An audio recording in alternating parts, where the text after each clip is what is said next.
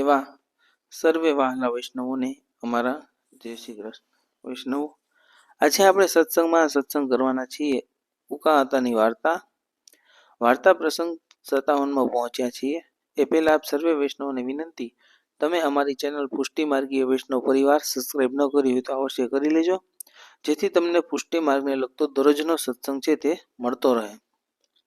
અને હા, અમારા વોટ્સએપ ગ્રુપમાં ન જોડાયા હોય તો અવશ્ય જોડાઈ જજો.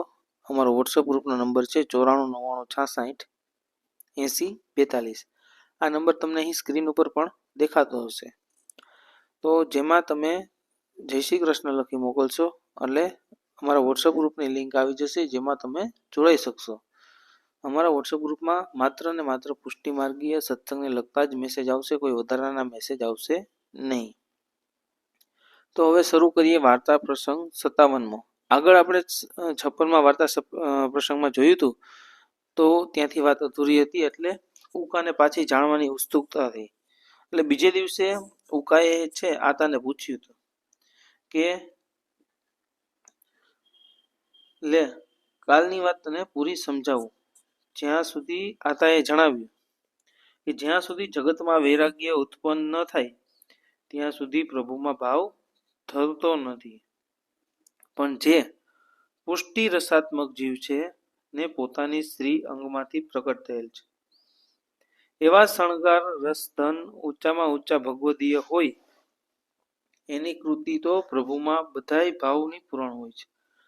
એનું બધુંય તન મન ધન એનામાં અર્પણ હોય છે. એને રોગ કે પ્રતિબંધ થતા જ નથી. ઉકા, બીજી વાત તને ખબર છે? સાંભળ. અલૌકિક રસનું પાન કરનાર ભગવત જ્ઞાન પૂર્ણ જ હોય છે, સંપૂર્ણ હોય છે, ગુણપૂર્ણ હોય છે, પ્રતિપૂર્ણ પણ હોય છે. એવા ભજનાનંદ રસિક ભગવદીઓ સાક્ષાત રસમય પુરુષોત્તમથી રસ ભોગવીને જ પોતાના વશને કરી લે છે. હવે સમજ્યો? આ બધી વાતો તો અલૌકિક છે. તારો પ્રેમ છે તો જ કહું. બીજા પાસે મૂંગ જ રહું છું. આ તો કૃપાનો માર્ગ છે, નિસાધન માર્ગ છે અને ફળ માર્ગ છે. આ પુષ્ટિ માર્ગ છે એ પ્રેમનો માર્ગ છે અને ઉપાધિ વગર સ્નેહનો માર્ગ છે. એટલે એની અલૌકિકતા પ્રમાણ માર્ગથી નોખી છે. જ્યાં કણે જ્ઞાન વગર સાધન વગર ભગવાન પોતાના સ્વરૂપ બળથી પોતાના મા બાપથી કરાવી લે છે. ભગવાન રસરૂપ કહેવાય છે ને એ રસના ભોગી પરમપૂર્ણ વિરહી ભાગ્યવાન ભક્તના દેહથી સાક્ષાત દિલવા ઉપયોગી થઈ જાય છે.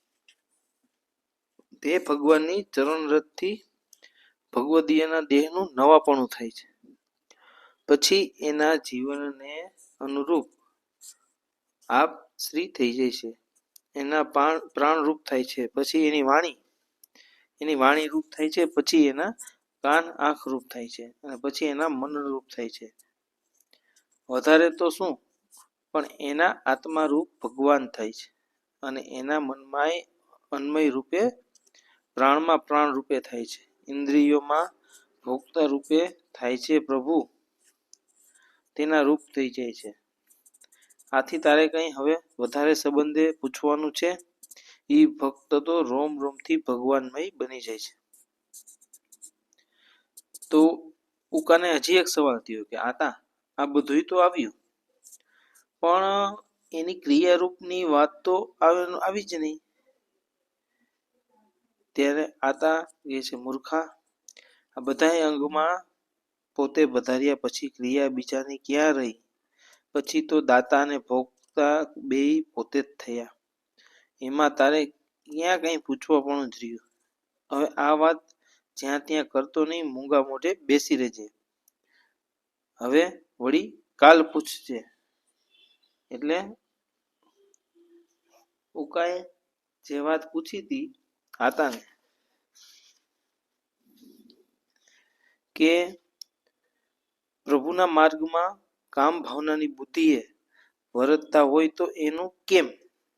તો આ સત્સંગમાં આપણે જોયું, આ આતાએ છે ઉકાને જે જવાબ આપ્યો કે ભગવદીય પરમ ભગવદીય કોને કહેવાય? પ્રભુ એનામાં રોમ રોમમાં, મન રૂપમાં, કાન આંખમાં, તમામ ઇન્દ્રિયોમાં પોતે પ્રભુ રૂપ થઈ જાય છે અને ભગવાનમય ભક્ત બની જાય છે. આ સત્સંગ આજે આપણે ઉકાતાની વાર્તાનો સત્સંગ 57મો છે તે અહીં પૂર્ણ કરીએ છીએ.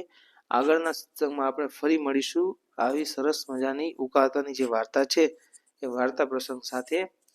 તો આ સત્સંગ આપણે વધુમાં વધુ વૈષ્ણવ સુધી પહોંચાડીએ અને કોમેન્ટમાં જય શ્રી કૃષ્ણ લખવાનું ભૂલતા નહીં.